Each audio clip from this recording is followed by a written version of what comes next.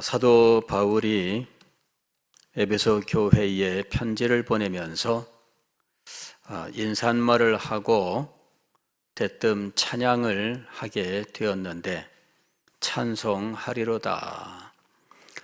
그 이유는 에베소 교회 성도들에게 하나님께서 주신 하늘에 속한 모든 신령한 복에 대하여 말씀하려고 생각하는 순간 영혼 속에서 넘쳐나는 감사와 기쁨을 금할 길이 없어서 찬송하리로다 하고 먼저 하나님을 찬양하게 된 것이었습니다. 그리고 그 후로 하늘에 속한 모든 신령한 복에 대하여 말씀을 하고 있는데 저도 처음에는 이 에베소서를 그렇게 자세하게 살피지 않고 좀 빨리빨리 다뤄나갈까 하고 생각을 했는데 이 하늘에 속한 모든 신령한 복에 그냥 늪지대처럼 거기 빠져가지고 헤어나오지를 못하고 있는 상황입니다. 벌써 이 부분만 상당히 여러 차례 말씀을 전하게 되었습니다. 그런데 이것이 굉장히 중요합니다.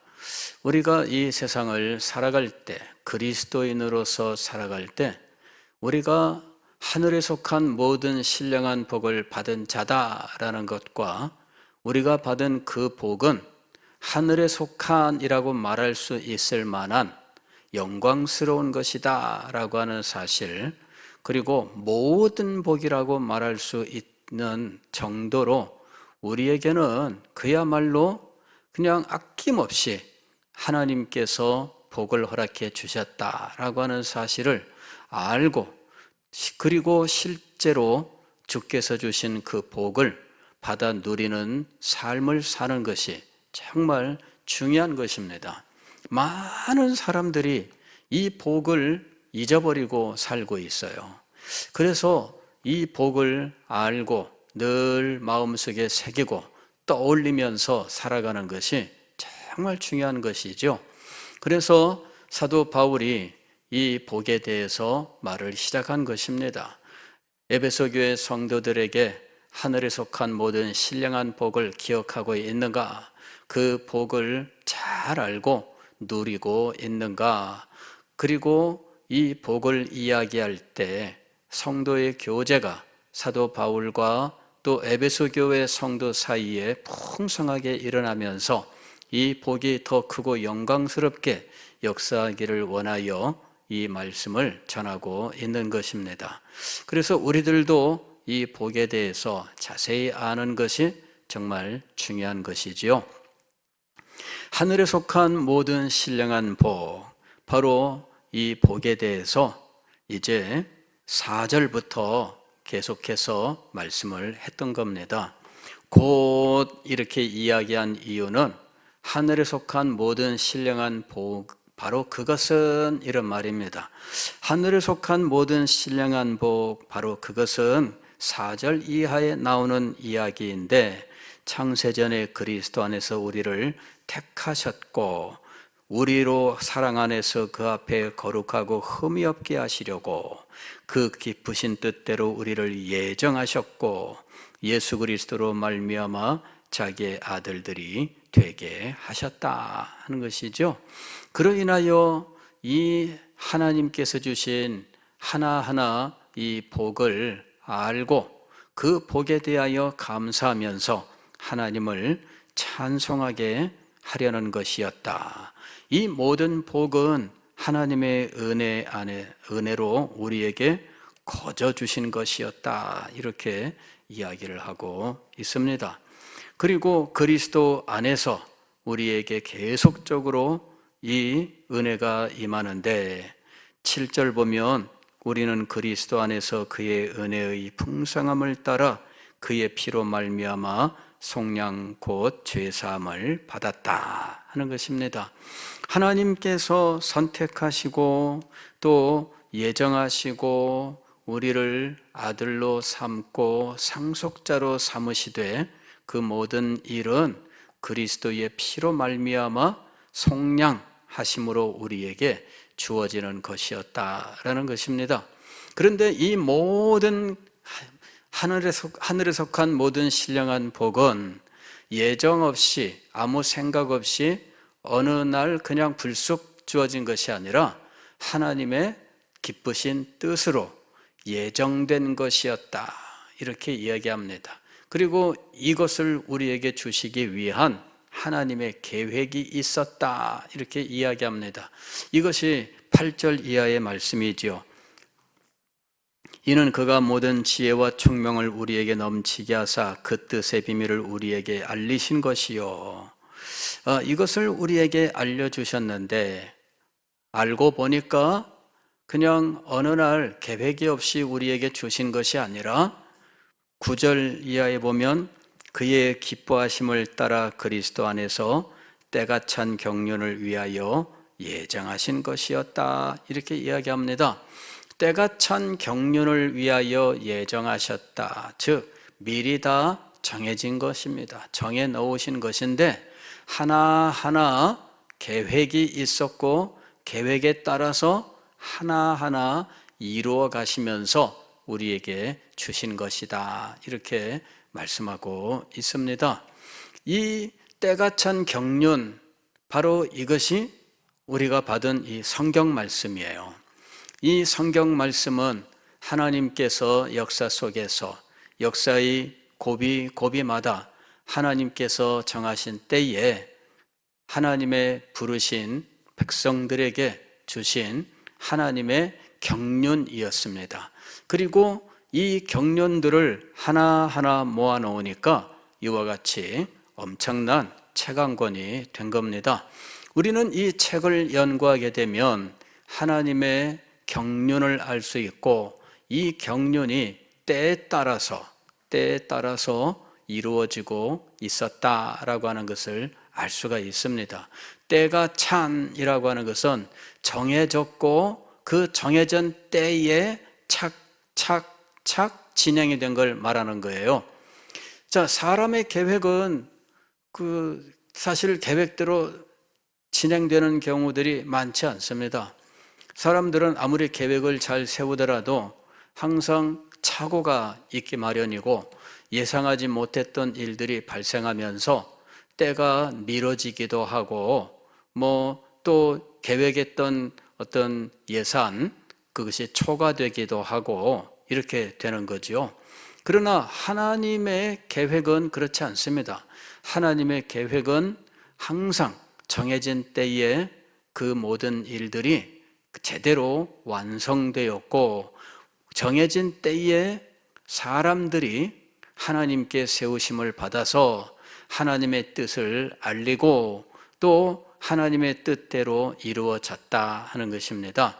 그래서 때가 찬 경륜이라고 부르는 것입니다. 모든 것에는 때가 있습니다. 모든 것에는 하나님이 정하신 때가 있습니다. 그런데 구원의 계획은 더군다나 하나님의 계획에 의해서 하나하나 시행이 되어 왔다 하는 것입니다. 그리고 우리는 성경 연구를 통해서 하나님께서 각 시대마다 주셨던 이 말씀들을 연구하면서 시대별로 하나님께서 무슨 목적을 가지고 어떤 일들을 행하셨는지를 알 수 있게 되었다 하는 것입니다.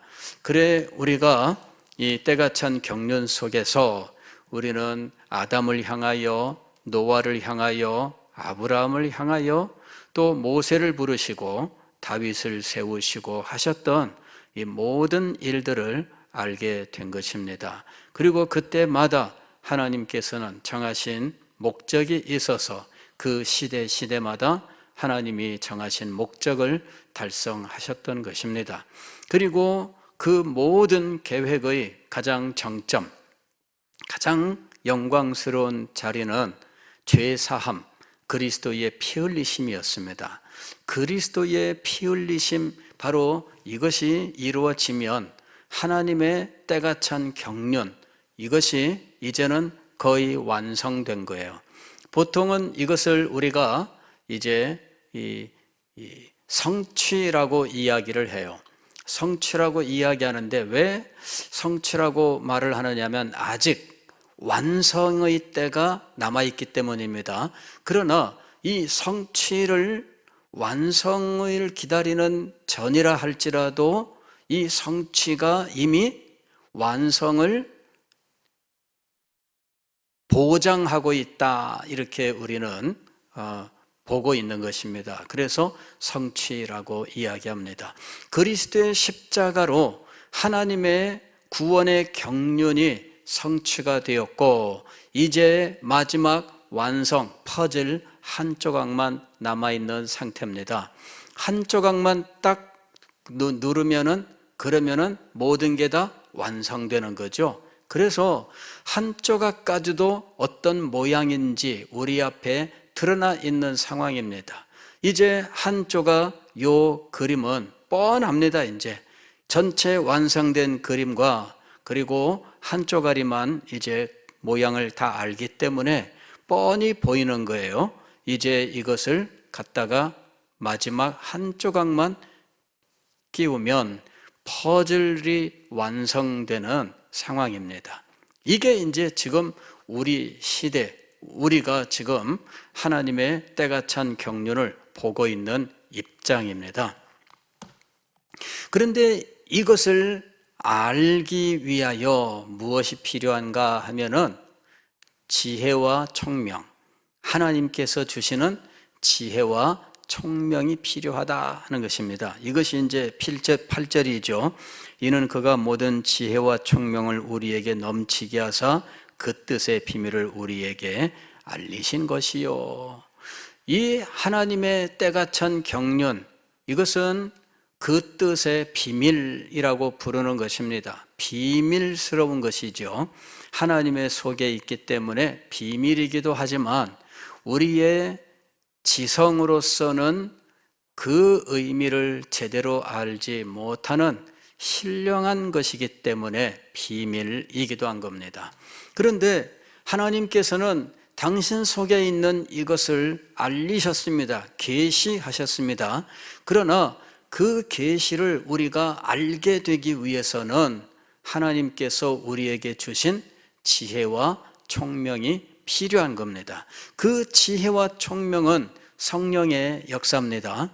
성령께서 우리 속에서 역사하여 우리의 자연적인 이해, 우리의 자연적인 지성이 알지 못하고 그리고 지성이 그것을 노력하여 줄거리는 파악할 수 있지만 그러나 그것이 우리 영혼의 역사하여 믿음이 되게 하지는 못하게 하는 바로 그 부분에 성령의 역사가 있어서 지혜와 총명이라고 하는 성령의 역사로 신령한 이 모든 것들을 깨달아 알고 드디어 우리가 그것을 믿을 수 있게 되는 것입니다. 지난주에 제가 대학 시절에 어느 교수님을 찾아갔다고 말씀을 드렸죠.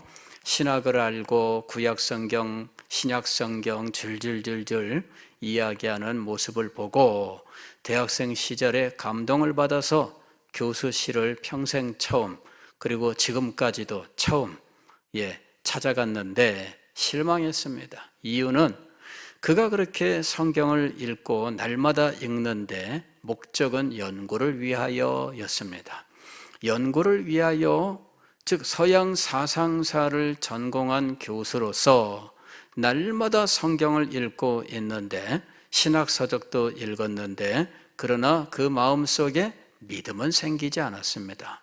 그래서 성경에 대하여 누구보다 박학한 지식을 자랑할 수 있었지만 그리고 그것을 신학적으로 신학자들의 이름을 말하면서 강의를 할 수 있었지만 그러나 그 마음속에 믿음은 없었습니다. 왜냐하면은 성령께서 역사하지 않으셨기 때문이에요. 성령의 역사가 오늘 사도 바울이 말하는 지혜와 총명이라고 하는 것입니다.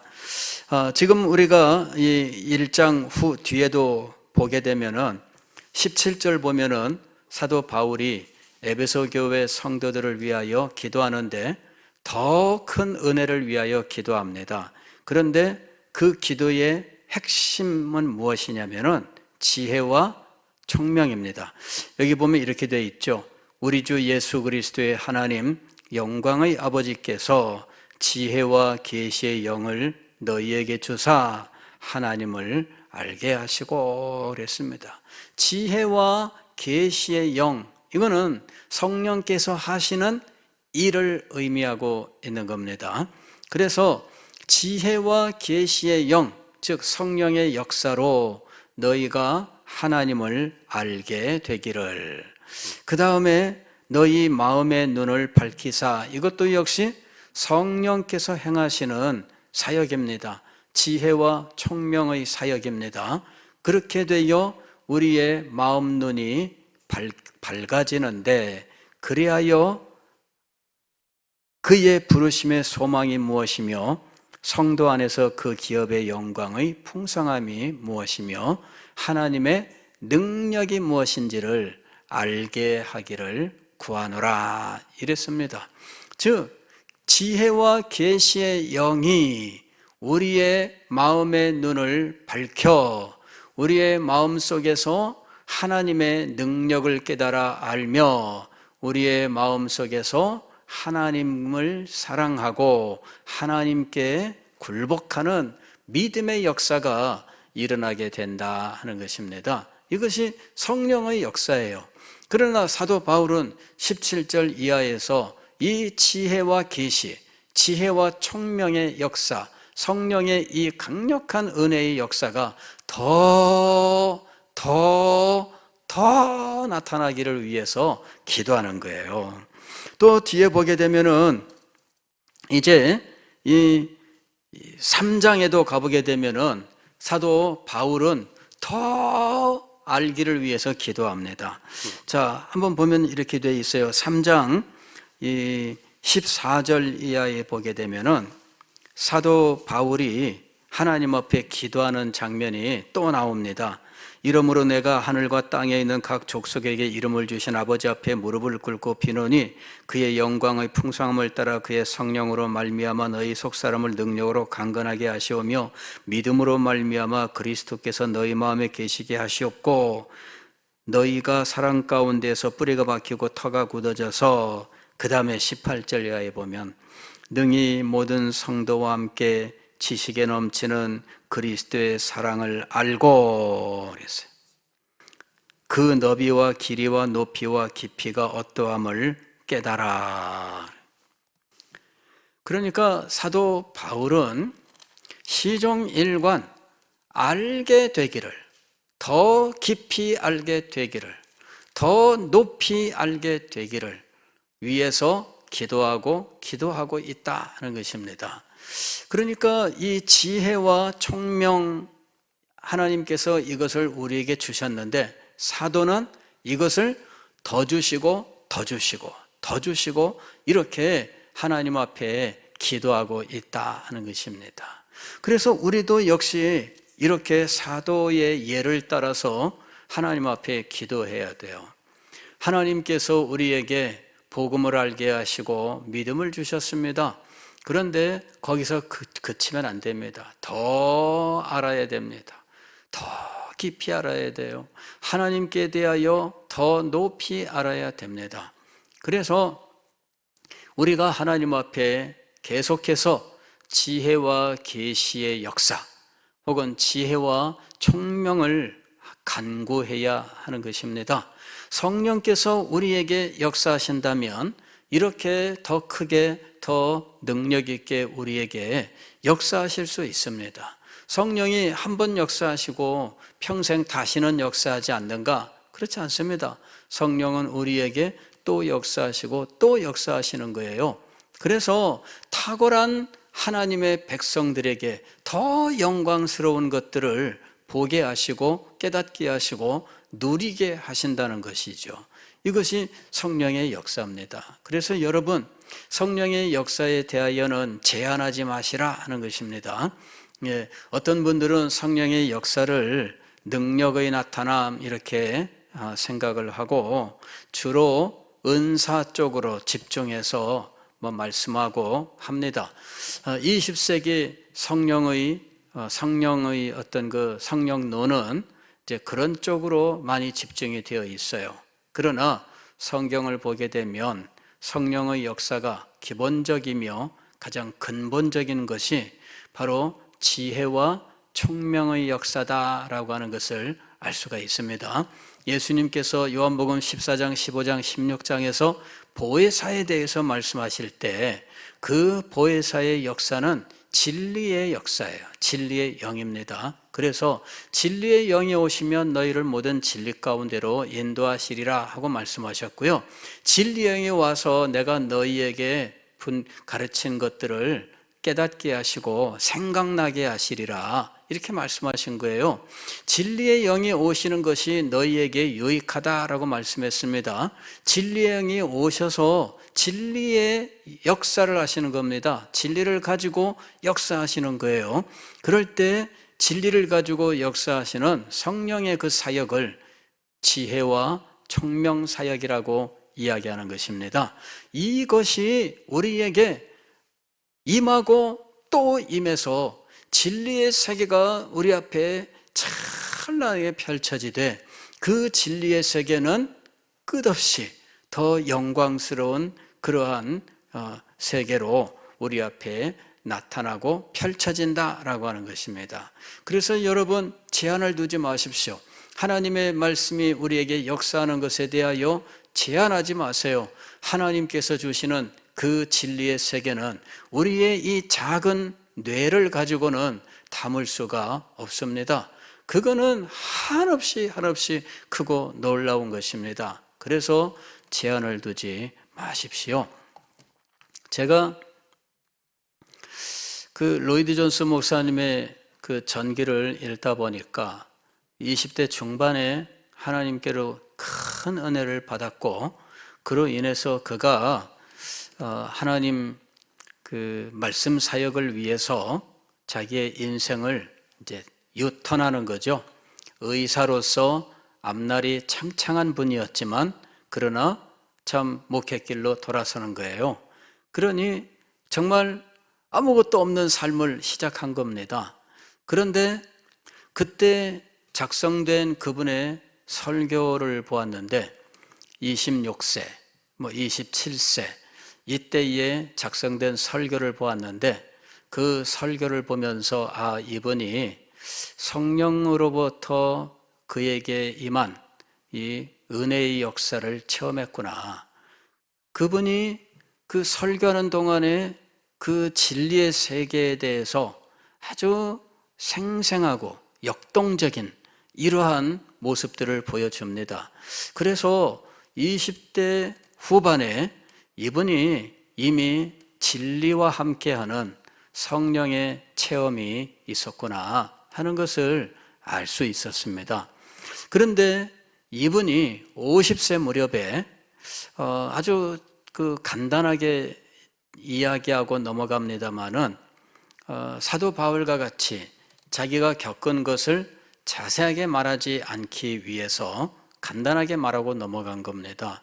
뭔가 알 수 없는 무엇인가가 자기를 둘러싸고 자기의 마음속에 뭔가 어떤 영광스러운 것에 대한 어떤 느낌들이 있었다.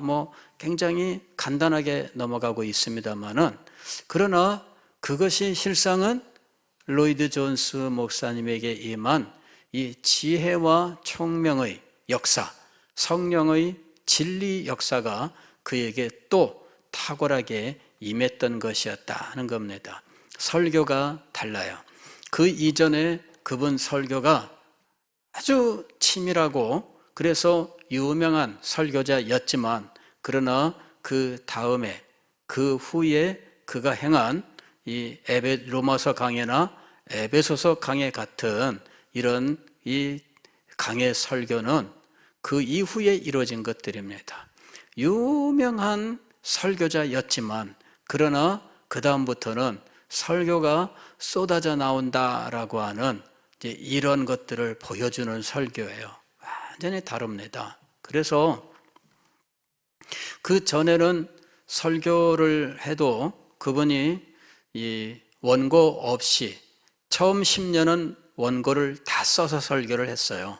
그러나 10년 후부터는 이제 원고 없이, 원고가 완성된 원고가 아니고 카드, 메모를 가지고 설교를 했는데, 그런데 설교집을 낼 때는 이제 녹음한 거를 가지고 풀어서 그거를 다시 또 살피고 또 다듬고 해가지고 책을 냅니다. 그분이 설교집을 내는데 굉장히 시간이 많이 걸렸어요. 산상 설교집 2권의 설교집 책에 나오기까지 정말 많은 시간이 지나갑니다. 그 책을 출판하기로 했던 곳에서 독촉을 자꾸 하는데 이분은 쉽게 낼 수가 없었어요. 계속 다듬고 그런데 여러분, 그분이 로마서 강해와 에베소서 강해의 경우에는 그 다듬고 하기는 해도 그 이전과는 전혀 달라요. 저는 그분의 설교가 다르구나, 그거를 설교집을 읽으면서 어느 날 탁 하고 느끼게 됐어요. 그분 번역된 설교집만 해도 한 100권 이렇게 넘어갑니다. 지금 엄청나게 많이 나와 있어요. 그거를 다 읽고 그러면서 그 행간과 이런 것들까지도 느낌으로 느끼면서 다르구나, 그걸 알게 됐어요. 그런 다름이 어디서 왔는가? 진리 체험이라고 하는 거죠. 성령이 진리를 가지고 역사하는 이 진리 체험이 로이드 존스에게 또 임한 거예요. 이전에 임했던 체험보다 더 탁월한 진리 체험이 임하는 거죠. 왜? 이전보다 더 영광스러운 진리의 세계가 열리는 것이기 때문에. 이런 영광스러운 진리의 세계가 열리고 또 열리는 거예요. 이게 너무나 놀라운 것입니다. 성령의 사역이라고 이야기할 때 사람들은 오늘날 어떤 은사라든지 어떤 그 신비한 어떤 현상 같은 것들에 집중하는 모습들을 보여주고 있습니다만은, 그러나 성령이 행하시는 기본적이고 근본적인 사역은 진리 사역이에요. 이 진리 사역을 알지 못한 채 은사를 이야기하고 신비와 능력을 이야기하면 안 됩니다. 능력의 나타남이라고 하는 것은 진리와 함께하는 것이지 진리 없이 능력만 나타나는 것이 아닙니다. 그래서 성령의 진리 사역이 없이는 우리는 성령의 사역을 말해서는 안 돼요. 그리고 우리가 어떤 은혜 체험이라 이렇게 이야기할 때 은혜 체험의 근본은 무엇이냐면은 진리 체험이에요. 우리가 은혜를 체험했다 할 때 이 은혜 체험은 다시 말씀을 드리면 진리 체험입니다. 이걸 분명히 알아야 됩니다. 어떤 사람들은 불을 체험하기를 원하고요, 어떤 사람들은 어떤 자극을 체험하기를 원합니다. 그러나 아닙니다, 여러분. 어떤 사람이 기도하면서 이게 성령의 역사인가?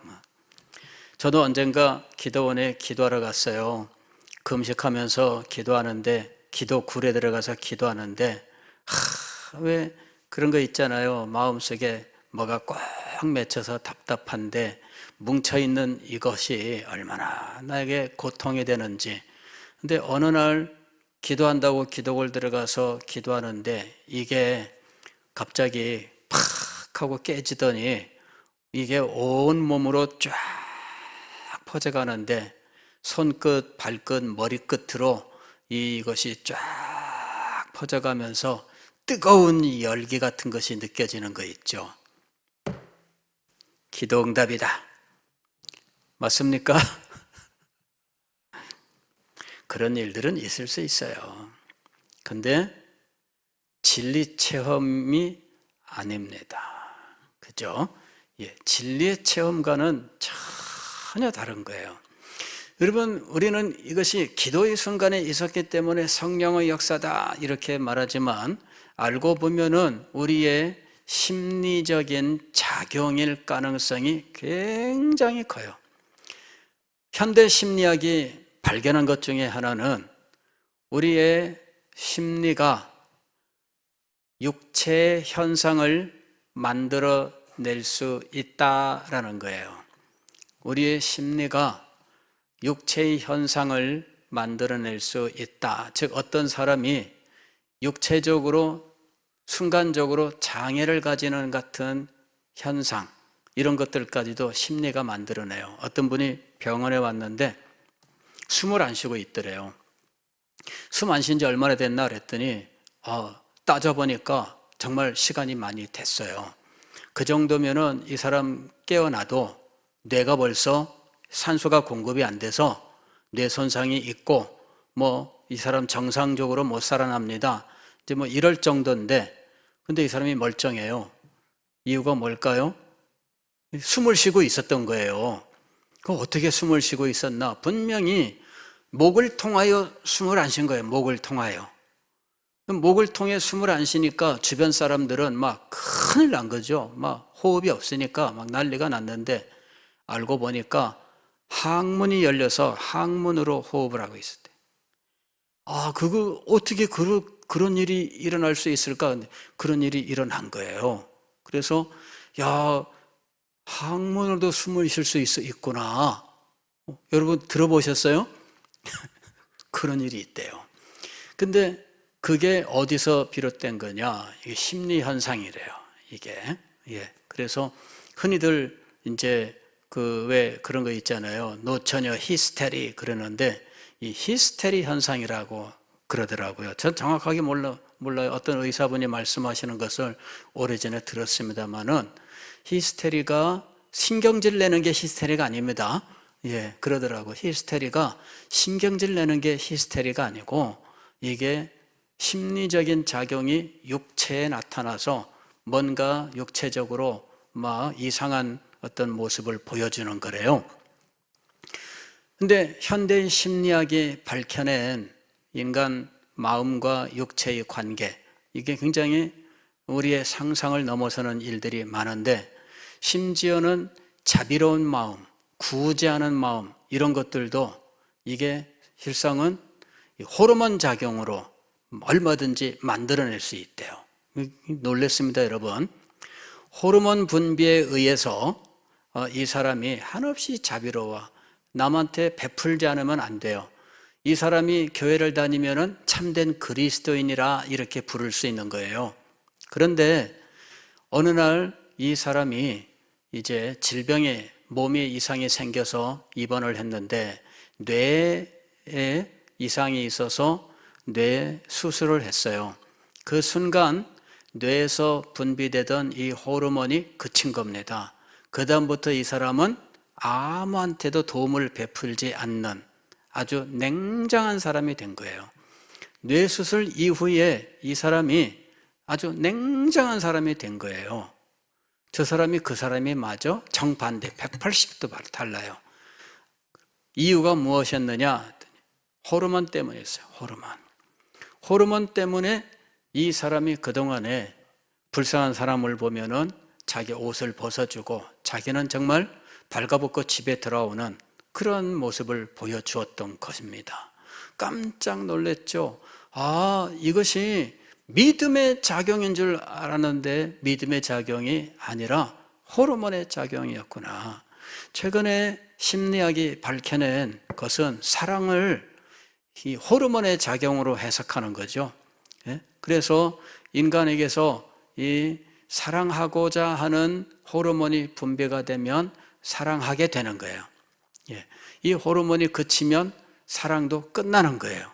그래서 사랑의 유효기간이 있는데 3년, 호르몬이 분비되는 그 기간 동안 사랑이 유효하다 이렇게 이야기하고, 이게 인간이에요.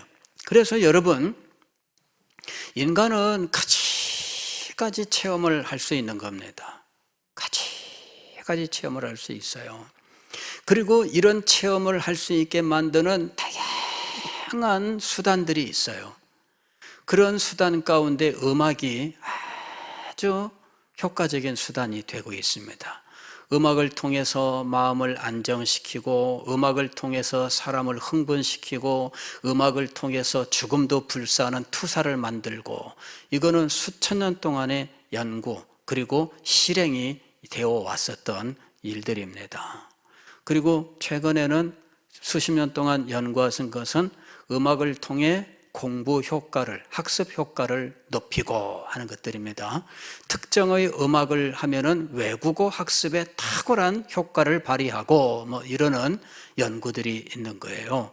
그래서 여러분, 인간에게 정말 그의 마음이나 육체에 작용하고 체험하게 하는 그런 수단들은 굉장히 많아요. 그리고 그런 일들이 일어나는 상황, 이런 것들도 굉장히 많습니다.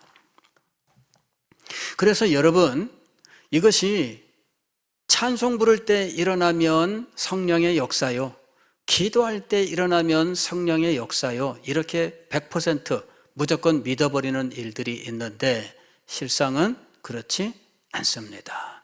그런 현장에서 일어나는 일들 중에는 공명이라고 하는 현상도 있어요. 누가 소리치면 찌르르 하고 와서 나도 소리치게 되고, 누가 통곡하면 나도 찡 하면서 눈물이 흘러서 나도 통곡하고 하는 그 현장에서 일어나는 일들이 있어요. 이게 공명 현상입니다. 그런 일들 속에서 마음에 아무런 깨달음이 없는데도 뭔가를 체험하는 일들이 일어나요. 어떤 사람이 은사 집회에 가서 방언을 했는데 진리에 대한 아무런 지식과 깨달음이 없는데 방언은 하는 일들이 있는 겁니다. 실제로 있었던 일입니다. 한 사람을 전도하러 하고 데려갔는데 방언을 받은 거죠. 그래 전도한 사람이 이렇게 얘기합니다. 방언 받았으니 너는 구원받은 거야. 근데 그리스도에 대한 지식이 없어요.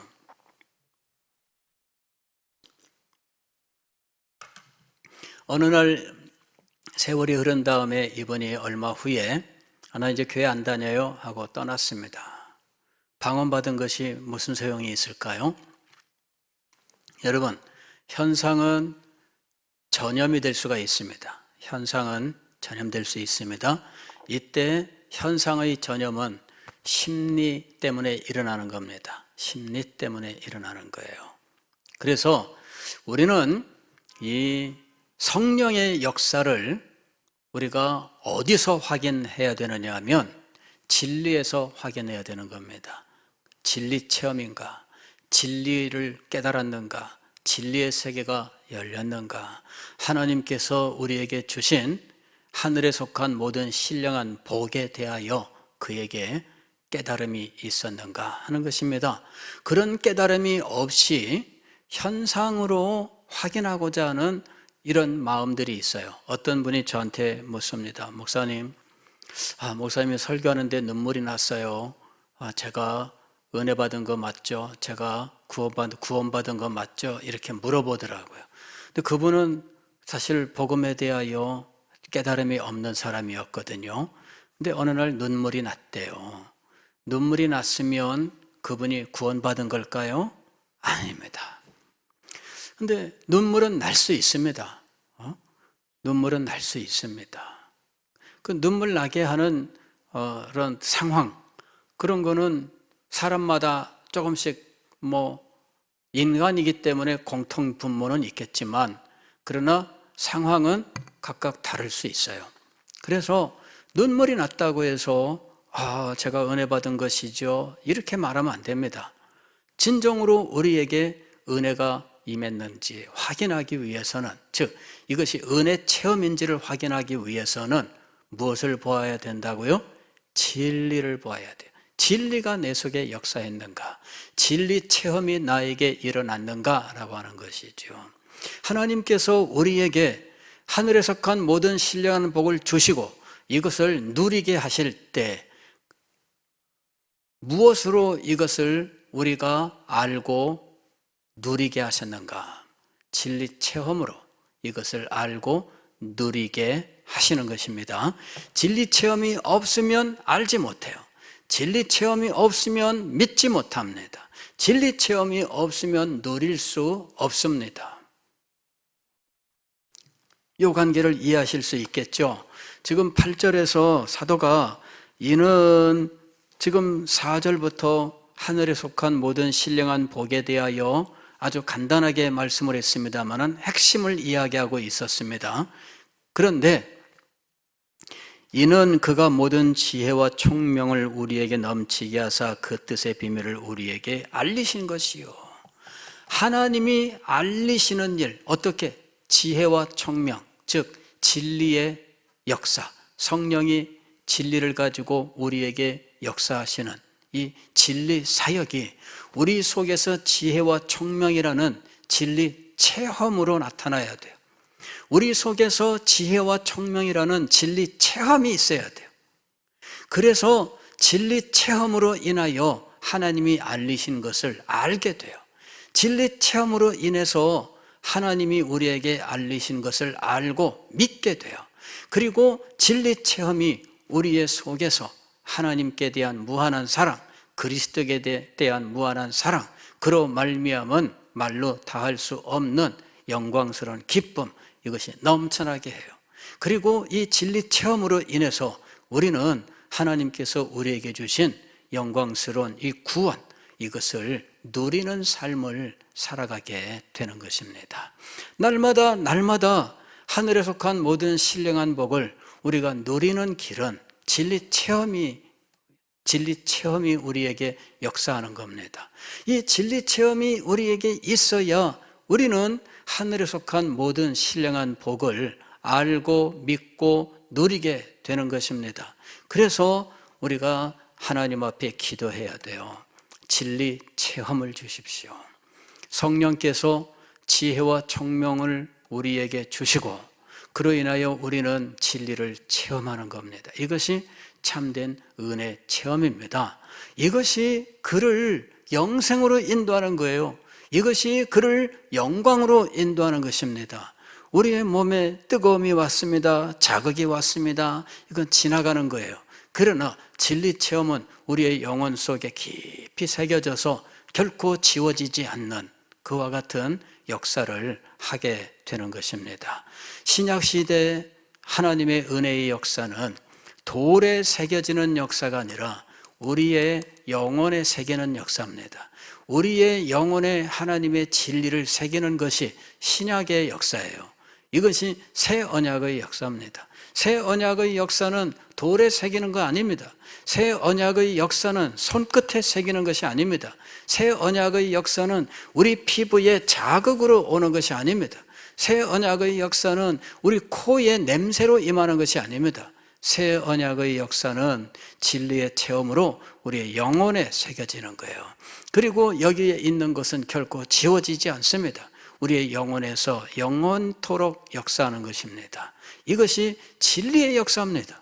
하나님께서 이 하늘에 속한 모든 신령한 복을 우리에게 주시기 위하여 이렇게 지혜와 총명, 즉 성령께서 행하시는 진리의 사역을 통해서 우리에게 이것을 주시고 알고 누리게 하셨다 하는 것입니다.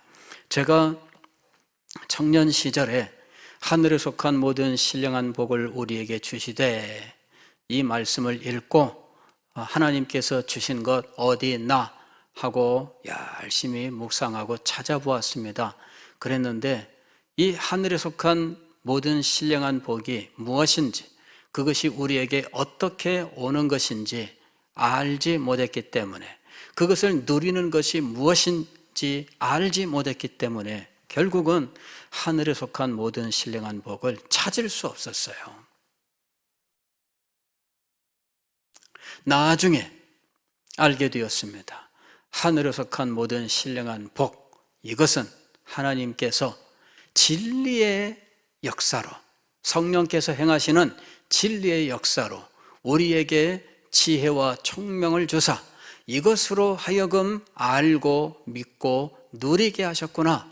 이 지혜와 총명이 없으면 하늘에 속한 모든 신령한 복은 볼 수도 없고 확인할 수도 없는 것이었구나. 그걸 알게 된 거예요. 왜 대학 시절에 우리 교수님이 이걸 알지 못했을까요? 지혜와 총명이 주어지지 않았던 거예요. 즉 진리 체험이 그에게 없었던 겁니다. 진리를 담은 진리 그 자체인 성경과 예수 그리스도를 뻔히 읽었음에도 불구하고 그에게 이것이 아무런 복이 되지 않았습니다. 이유가 무엇일까요? 지혜와 총명, 즉 진리 체험이 없었던 거예요. 성령께서 우리에게 지혜와 총명을 주십니다. 이것이 진리 체험입니다. 여러분, 우리는 진리 체험을 추구해야 돼요. 그리고 이것이 우리에게 임할 때 우리는 하늘에 속한 모든 신령한 복을 알게 될 것입니다. 그리고 진리 체험이 우리에게 임할 때마다 우리는 그 복이 얼마나 크고 놀라운 것인지를 그때마다 더 실감나게 깨닫게 될 것입니다. 어떤 분이 저한테 선물을 주셨어요. 그런데 처음에는 선물 받을 때 이거 별거 있나 선물이니까 그렇게 생각했죠. 근데 나중에 알고 보니까 이게 와, 세상에 대단한 것이었어요. 나중에 그 세계를 알고 보니까 와, 대단한 정도가 아니었어요. 이런 어떤 그 선물에 대한 깨달음이 점점 더 커질 수 있잖아요. 처음에는 감사합니다 그랬는데 두 번째는 감사합니다, 세 번째는 와, 진짜 감사합니다, 이렇게 될 수 있는 거예요. 왜? 점점 그게 얼마나 대단한 것인지를 알게 되니까. 하늘에 속한 모든 신령한 복이 그런 거예요. 처음에 우리가 이것을 알게 되었을 때에는 감사합니다, 좋기만 했어요. 그러나 성령께서 우리에게 진리로 역사하시면서 진리 체험으로 이 복을 더 깊이 깨닫고 보니까 정말 감사합니다. 그 후에 이것을 많은 세월이 흐르고 세상의 많은 일들을 알게 되고 그 다음에 다시 이것을 깨닫게 되니까 야, 이것보다 더 큰 건 없구나, 그걸 알게 되는 거죠. 그래서 그 다음부터는 하나님 앞에 완전히 전적으로 굴복하고 헌신하는 삶을 살게 되는 거예요. 저는 우리 모두가 이 진리 체험을 더 깊이, 더 영광스럽게, 더 탁월하게 체험할 수 있게 되기를 소망합니다. 저는 이것을 지금까지 여러분들에게 수없이 말씀을 드렸습니다마는 정말 하늘에 속한 모든 신령한 복은 진리 체험으로만 알 수 있고 믿을 수 있고 누릴 수 있는 것이며, 성령께서 지혜와 총명으로 우리에게 역사하실 때 우리는 이 복이 얼마나 신령하고 영광스러운 것인지를 그때마다 더 탁월하게, 더 크고 더 놀랍게 알아가며 누리게 될 것입니다. 이 복된 자리에 나아가시는 우리가 될 수 있기를 주의 이름으로 축원합니다.